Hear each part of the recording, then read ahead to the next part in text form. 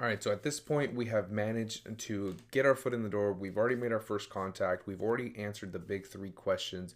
We've successfully managed to continue the conversation. So we are almost there. We just need a few more steps to really seal the deal with the supplier so that they can open up this wholesale account with us so that we can start selling their products. We can start helping them grow their brand on Amazon.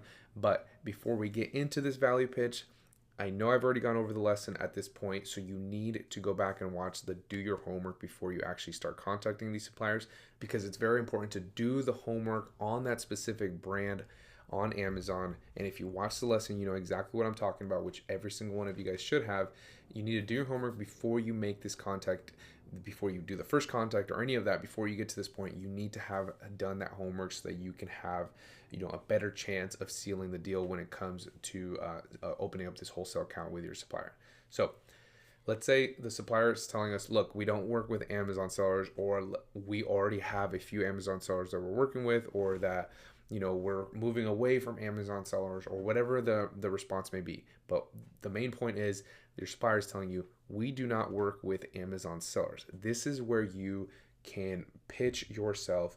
It's called a value pitch, so that you can still manage to open up this wholesale account. Okay. And this has worked for a lot of my students, and a lot of my students have managed to do this even on accounts where they said we do not work with Amazon sellers. Some of my students even have been able to open up wholesale accounts with major distributors that are very strict on no Amazon sellers, but because they're able to pitch themselves, build a rapport with that supplier, they have been able to open up those larger wholesale accounts with larger distributors that don't work with Amazon sellers. So it's very important to do your homework, and don't be afraid to build that rapport with whoever is on the other end of that phone, because they're holding your destiny in their hands as far as whether you're going to open up this wholesale account or not. All right, so the value pitch on this one is, number one is, I completely understand why you're hesitant to work with online sellers. I don't blame you at all.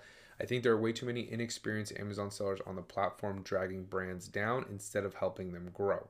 I can promise you I am very experienced on the Amazon platform, and I'm always looking for brands that I can help improve their overall presence on Amazon and increase their revenue. I specialize in optimized listings, improving product ranking, and advertising, which is why I reached out to your company. I actually have one of your products up on my screen now, and just at initial glance, I see there are a few glaring things that you could fix / change in order to improve the overall listing and increase sales. Like I said before, I am looking to open a wholesale account with your company and purchase your products, but that's not all I'm here to do. I want to work with brands that I can help grow and also grow with them. The more sales and eyeballs I can get to your products, the larger and larger orders I'll be able to place. So then from here, you have two different options. We've already gone over the action plan that you can write up for them. It's called like a listing report that you can have ready to go. And option one would be, let's say you have that action plan ready to go, right? So option one would be, I took it upon myself to write out a quick action plan for your brand on Amazon. Do you mind if I send it to you? I outlined a few glaring problems and solutions that you or I could implement in order to improve your brand's presence on Amazon, increase sales, increase ranking. Or number two, let's say you don't have it ready. You can say, I'll tell you what, let me write out a quick action plan for your products on Amazon. I'll type out a few recommendations that you or your staff could implement to increase your overall presence on Amazon and increase ranking and sales. Do you mind if I send this over to you and follow up later in the day after you've had some time to review it? Now, it's all going to vary on the situation. Sometimes keeping them on the phone will work better. Sometimes they're super busy and they're like, okay, I'll review it later. And sometimes they won't review it later, right? So it just depends on the supplier. It depends on who you're talking to. It depends on what's going on in their life at that certain moment, which will vary which one is going to work better. But that's one example of a value pitch on the phone. You can also use this on email if that's what you want to do, but this tends to work a little better on the phone. But you're not just saying this, you're not just blurting all of this out, right? You're saying it strategically, you're saying it over time. If he starts, asking questions, then obviously you want to answer those questions. Don't just be like, all right, hold on, I need to get through this template real quick. Okay, don't do that. Don't be very robotic. It needs to flow. All right, so the next one is, I completely understand why you don't want to take on any new sellers at the moment, but I do see that you currently do have multiple Amazon sellers on your listings. Are these sellers working with you directly, purchasing from one of your distributors perhaps, or are they not authorized to be selling your products? If you don't mind me asking, is there a particular reason why you're working with these specific sellers? The reason I ask is because I was looking over some of your products on Amazon and I noticed there were, X amount of negative reviews.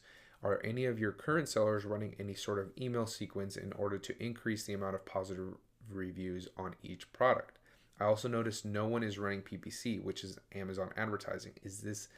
This is a fast and effective way to increase sales to your products, which will also increase your product ranking and possibly lead to additional reviews. I have no issues using X amount of profits made from selling your products to run advertising for you. I would be doing this all on my end. Look, I'm not just another Amazon seller that wants to purchase products, sell them, and you'll never hear from me again. I want to focus on brands that I can help grow on the platform. I have a lot of experience on Amazon, and I would love to put those skills to work. All I ask is that you allow me to open this account with you so that I can sell your products. Again, we're not just blurting all of this stuff out, okay? It's very strategic. If they ask a question, if they have a concern, if you need to specify something a little more for them, then that's where you're going to pause and you're going to pivot. But this is a template to follow so you kind of know the sequence that you're going to be following when you're talking to them.